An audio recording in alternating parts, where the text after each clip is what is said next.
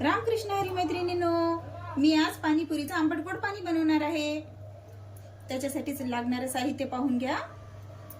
1 वाटी चिंच, 1 वाटी गूळ, मीठ, जिऱ्याची पावडर, काळं मीठ, थोडंसं पुदिना, 4-5 हिरव्या मिरच्या आणि थोडीशी कोथिंबीर। सुरुवातीला मी आता कोथिंबीर, हिरव्या मिरच्या आणि पुदिन्याची पाने मिक्सर करून घेते, थोडंसं पाणी टाकून। हे पहा, आता मी हे छान मिक्सर करून घेतलेलं आहे। आता मी हे एका बेसन पॉटमध्ये काढून घेते।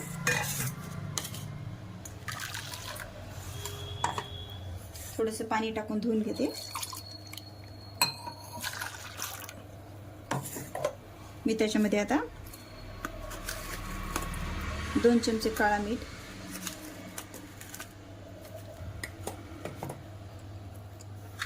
1 चमचा आपलं मीठ,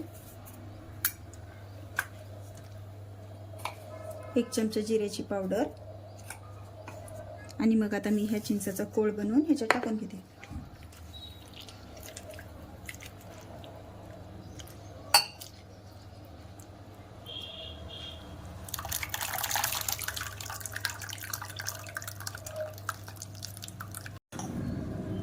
आता मी चिंचाचा पूर्ण कोळ त्याच्यामध्ये टाकून दिलेला आहे।